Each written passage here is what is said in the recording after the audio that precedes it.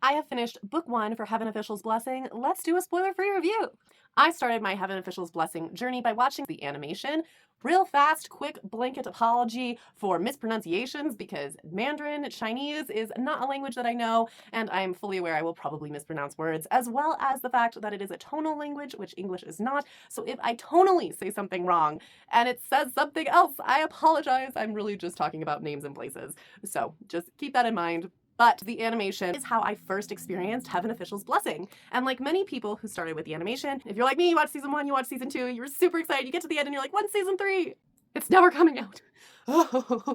And I learned things about censorship that's currently existing within animation in China and the limitations for being able to have season three, which I believe is for book three, because this is definitely season one of the animation. And I really loved this book. So I watched season one, season two, was devastated that I couldn't have a season three. I did watch the little short clips, and I'm really excited for the fourth short clip film thing that will be coming out. I'm so thrilled. But I also really want to read a bunch of the novels so that I can have the experience in novel form as well. So after I finished season one and season two and realized there wasn't going to be a season three, but there is plenty of novel content beyond what is in the animation, I picked up Heaven Official's Blessing, and I'm so glad I did. This book is wonderful. It was originally written in Chinese and has been translated to English, and I was warned by quite a few people's videos about Heaven Official's Blessing to give a little grace and some patience to allow it to be, something that's translated and that there might be some translational issues. Honestly, I didn't really get that vibe that much. I think at best, like some things that do happen that are really funny, like over here, do you see all those question marks? It'll have that sometimes where there's like 4 question marks, said Julien. Like, he said 4 question marks. Like, that would be the extent to which there's like a humorous difference, I guess, maybe. I don't even know if that's potentially how it was written in Chinese, but those were like silly, fun, very small moments. Otherwise, I honestly think that this is excellent. I thought it was a really good book. I really enjoyed it. I thought it was well written. It is not literary genius, but it is beautiful and gorgeous, and I love the story, and I just adore the yearning. The other thing that I think is really funny about this book, again, it's important with regards to the cultural component of this originally coming from China and being written in Chinese and dealing with censorship laws, is if you look on the back, it says the rating is 17 plus, which I find absolutely hilarious because there is no spice in this book. There's no spice whatsoever. Like, this story is about yearning, okay? That is this story between these two characters. But because they're two guys and they're gay, and this is a gay love story, 17 plus, I guess. Anyways, really loved this. I really love the paperback editions. I usually buy hardcovers, but the paperback editions are just so beautiful. Even on the inside, we've got this gorgeous art. We've got this first one, but it does a full art spread of what's on this front cover inside here, which I just think is so beautiful. And then if you turn the page again, you get our cute lovelies. I adore them. So I love that inclusion of art. Also, throughout this book, we have little art pieces. Let me get you one from the very beginning, so there's no spoilers.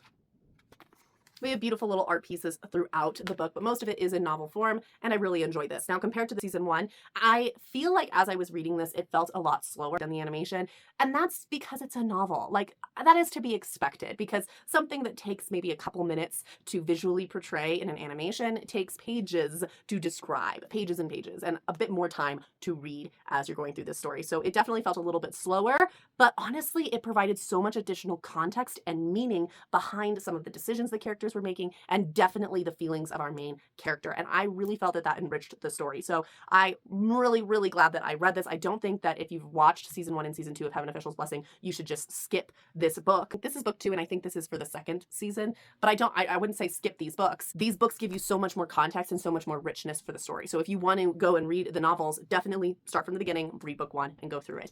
I think it'll be an enriching experience for you. Additionally, at the very end of this book is a glossary, which is super, super helpful. The glossary includes like characters. So there's like a whole character and name guide that's included with a little warning at the top that there could be subtle spoilers. I don't think that they're actually spoilers in the name guide. I think they're just like subtle hints to something might be happening over here. If you can avoid looking at the glossary while reading this, that's probably best. But by the time you get to the end of this, I strongly do recommend that you read the whole glossary, which is not something I would usually say for a book reading experience. But again, it just enriches the story and the experience so much more in a way that I just think is really valuable. Now, I will say I was a little bit nervous coming into this book because the names are all Chinese names, and I personally find names in general to be hard to remember, but especially Chinese names. The Q's and the CH's and the longs and the there's I just think it's easier to kind of get confused on who's talking about who. And I definitely felt that while watching the animation where I was like, wait, who are we talking about?